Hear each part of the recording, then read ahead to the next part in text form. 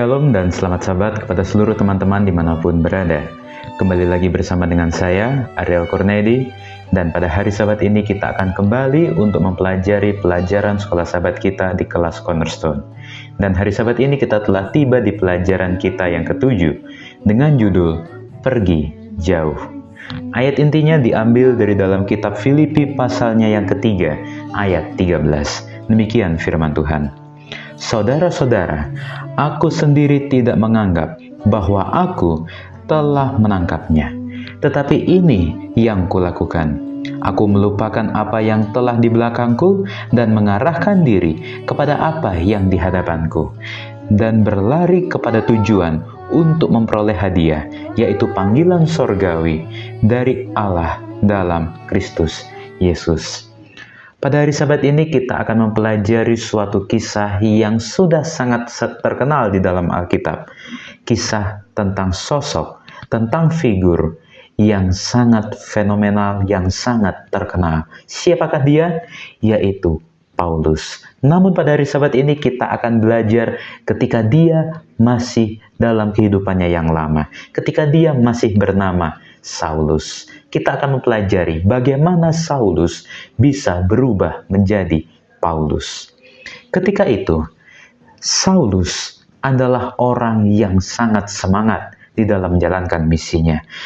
Dia sangat berkobar-kobar untuk menjalankan tugas yang sedang dia kerjakan, yaitu untuk mengecam, membunuh murid-murid Tuhan. Bahkan ketika itu, ketika dia ingin untuk pergi menjangkau ke daerah yang lebih luas, yaitu ke daerah Damsyik, maka Saulus ini meminta izin, meminta surat kepada imam besar untuk boleh dikirimkan kepada majelis-majelis yang ada di kota Damsyik, supaya dia dapat lancar menjalankan misi itu. Ketika surat telah berhasil diajukan, telah berhasil diterima, maka Saulus beserta dengan rombongan, mereka berangkat menuju ke Damsyik. Tetapi di tengah jalan, maka sesuatu terjadi kepada rombongan itu. Saulus tiba-tiba melihat suatu cahaya memancar dari langit, dan akhirnya Saulus ini rebah ke tanah dan mendengar suatu suara yang berkata, "Saulus, Saulus, mengapakah engkau menganiaya aku?" Kemudian Saulus ini menjawab, "Siapakah engkau, Tuhan?" Maka katanya, "Akulah Yesus yang kau aniaya itu. Tetapi bangunlah dan pergilah ke dalam kota. Di sana akan dikatakan kepadamu apa yang harus kau perbuat." Ketika hal itu telah terjadi, maka Saulus membuka matanya dan Saulus akhirnya tidak bisa melihat apa-apa. Dia akhirnya menjadi buta. Akhirnya dia harus dituntun oleh teman-teman rombongannya agar dia boleh pergi masuk ke kota Damsyik. Dan ketika mereka telah tiba di kota Damsyik, maka 3 hari lamanya dia ini tidak dapat melihat apa-apa. Dan di Damsyik ada seorang murid Tuhan yang bernama Ananias. Firman Tuhan datang kepada Ananias untuk pergi bertemu dengan Saulus. Tuhan memerintahkan untuk pergilah ke jalan yang bernama Jalan Lurus. Carilah di rumah Yudas seorang yang dari Tarsus yang bernama Saulus.